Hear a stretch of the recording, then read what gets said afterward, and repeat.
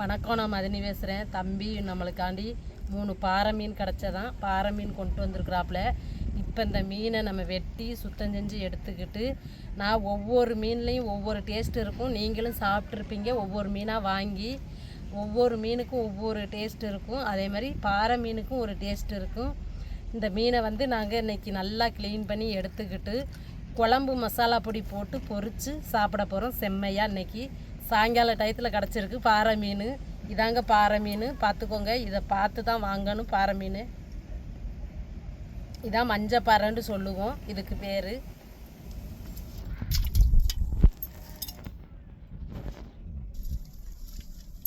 சுற்றி வர நீங்கள் வீடியோவில் பார்த்துருப்பீங்க. சுற்றி வர பாருங்கள் எவ்வளோ இடத்தையெல்லாம் க்ளீன் பண்ணியிருக்காங்க, வாங்கியிருக்காங்க.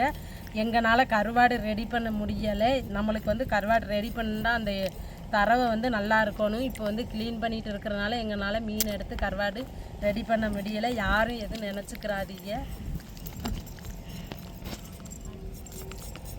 பாறை மீனுக்கு செவ்வளு இருக்கும். நம்ம தண்ணியில் ஊற போட்டு தாங்க செவ்வளை சுரண்டணும்.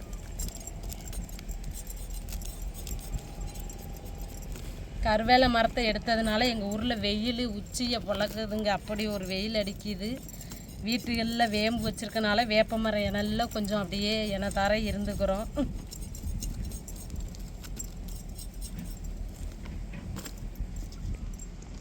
இப்போ மீனுக்கு செவ்வளை சுரண்டிக்கிடுவோம்.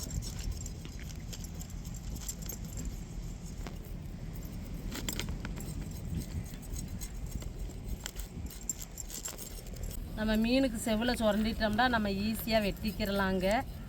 இந்த பாறை மீனில் இந்த அறுக்கு பாருங்கள், இது பிளேடு மாதிரி இருக்கும். இதை நம்ம பையாக வெட்டி எடுத்துக்கிறோன்னு, இல்லாட்டா நம்ம கையில் குத்திரும். சைட்டில் உள்ள முள்ளையெல்லாம் நல்லா வெட்டிட்டு நம்ம துண்டு துண்டாக பீஸாக போட்டுக்கிடுவோம்.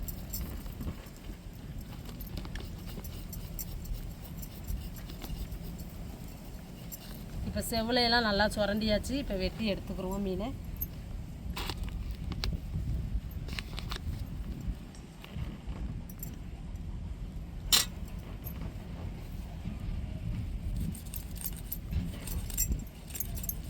சைடு முள் இருக்குங்க, இதை வெட்டி எடுத்துக்கிறணும். சைடு முள்ளையெல்லாம்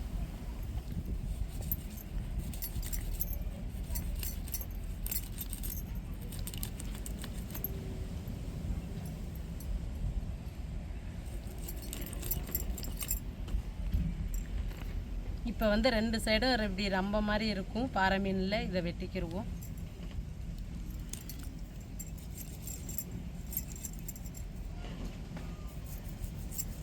இப்போ தலைப்பகுதியை நம்ம வெட்டி எடுத்துக்கிறணும்.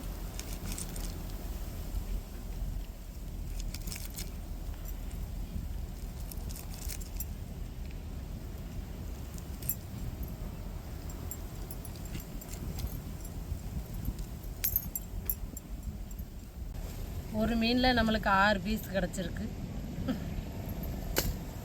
இப்படி வெட்டி எடுத்துக்கிறனுங்க.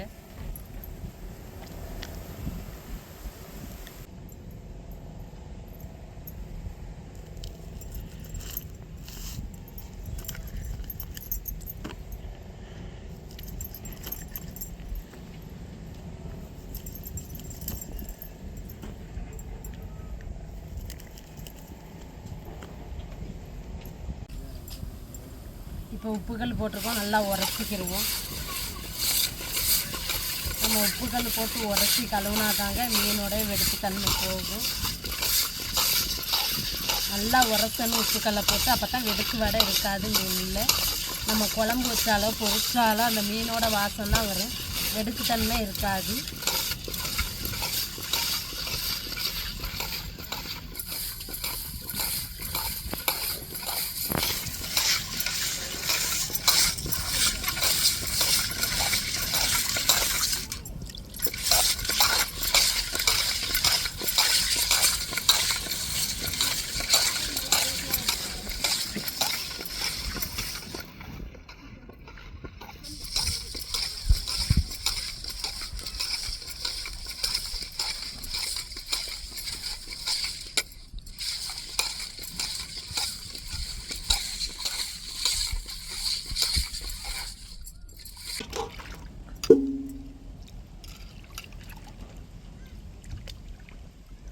இப்போ தண்ணி ஊற்றி அலசிக்கிட்டோம்.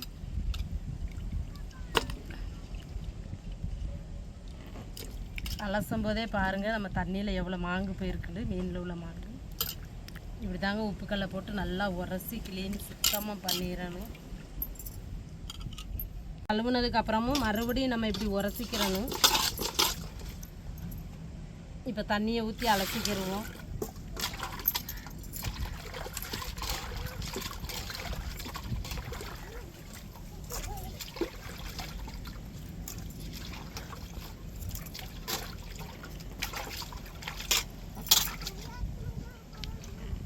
நல்லா தண்ணியில் கழுவி நல்லா துண்டு துண்டு பீஸாக எடுத்துக்கிட்டாச்சு. இப்போ மஞ்சத்தூள் சேர்த்துக்கிடுவோம்.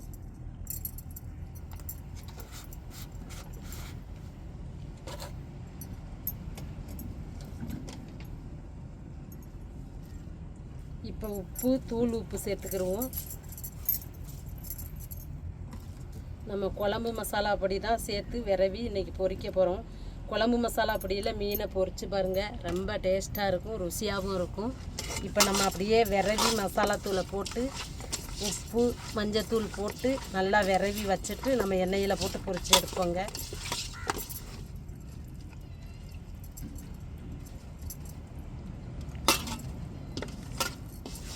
இப்போ அடுப்பில் சாதம் கிடக்குது. சாயங்கால சாப்பாட்டுக்கு சுட சுட சாதம் அடுப்பில் இருக்குது. அதை வடிச்சிட்டு நம்ம இந்த மீனை விரவி நல்லா ஊற வச்சுருவோம் மசாலாவில்.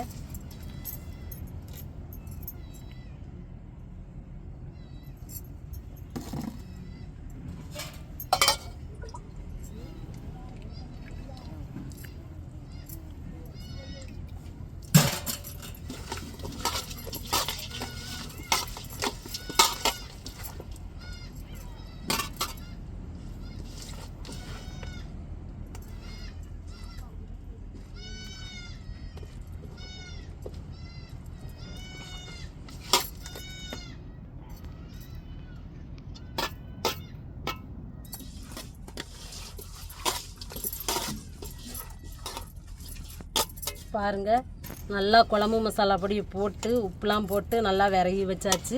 நல்லா ஊறட்டும். நம்ம சாதத்தை வடிச்சிட்டு எண்ணெயில் போட்டு பொரித்து எடுத்துட்டு நான் சாப்பிட்டுட்டு டேஸ்ட்டு எப்படின்னு சொல்கிறேன்.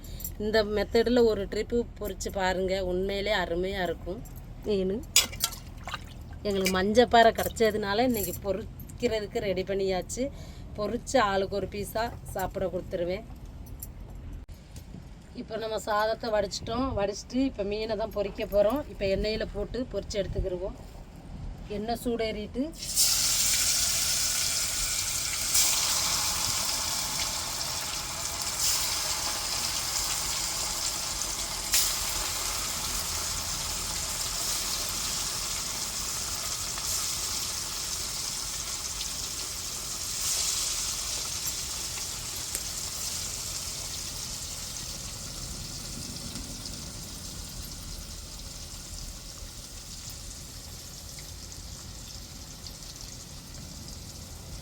இப்போ ஒரு கரை வெந்ததுக்கப்புறம் மறுகரை பிரட்டி விட்டுக்கிடுவோம்.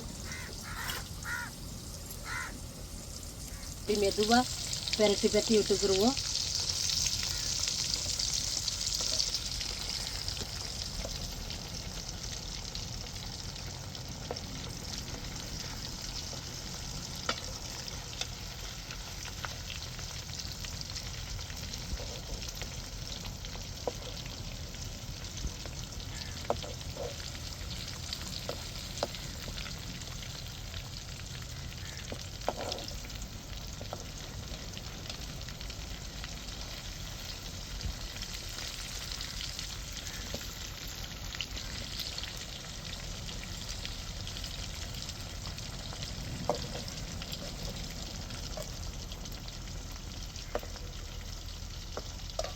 இப்படி ரெண்டு கரையும் பிரட்டி விடணும். வேக வெந்ததுக்கப்புறம் எடுத்துட்டு மறுபடியும் நம்ம விரவி வச்சுருக்கிற மீனை எண்ணெயில் சேர்த்துக்கிறணும். வச்சு நம்ம அப்படியே மீனை எடுப்போம்.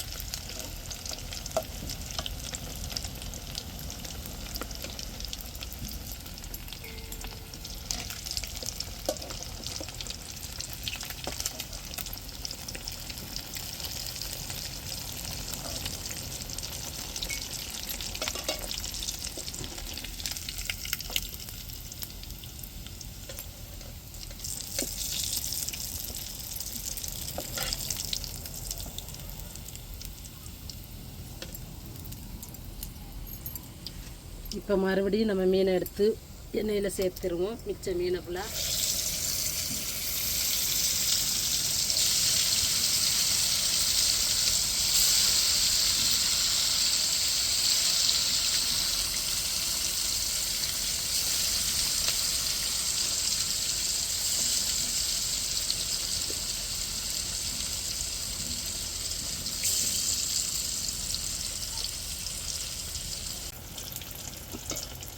இப்போ நம்ம நல்லா மசாலா பொடி போட்டு விரைய வச்சுருக்கிற எல்லா மீனையும் பொரித்து எடுத்துக்கிடுவோம்.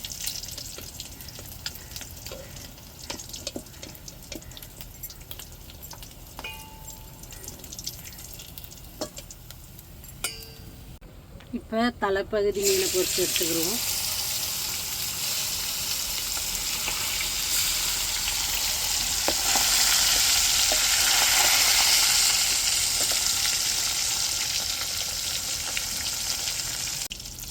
இப்போ தலைப்பகுதி மீன் எடுத்துக்கிடுவோம்.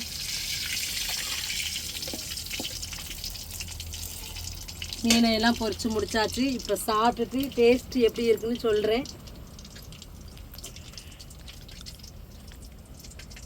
நம்ம வத்தத்தூள் சிக்கன் பொடி போட்டு பொரிச்சிருப்போம் மீனை. நம்ம குழம்பு மசாலா பொடி போட்டு பொரித்து இன்னைக்கு சாப்பிட போகிறோம். பொரிச்சாச்சு இப்போ மீனை.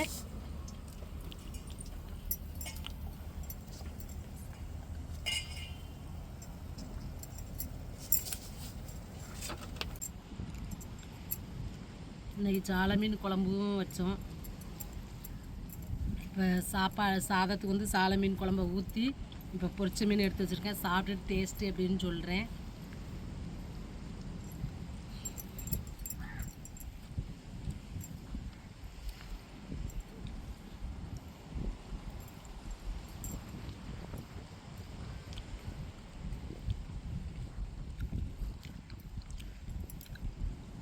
நம்ம குழம்பு மசாலா பொடியில் பொரித்த மீன் அவ்வளோ ஒரு டேஸ்ட்டாக இருக்குங்க.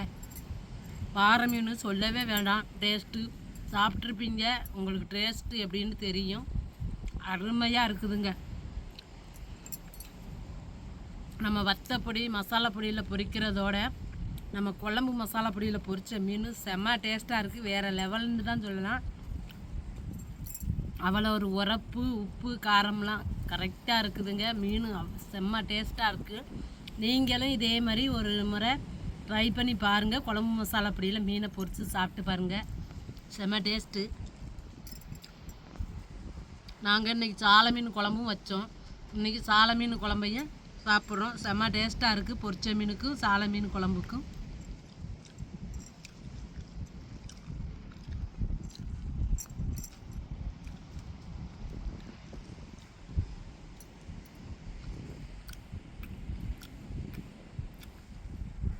நல்ல ஒரு அருமையான டேஸ்ட்டுங்க.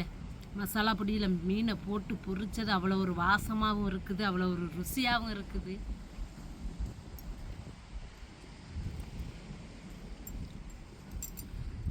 நீங்களும் இதே மாதிரி மீன் கிடச்சிச்சுன்னா குடும்பத்தோடு வாங்கி சமைச்சு சந்தோஷமாக சாப்பிடுங்க.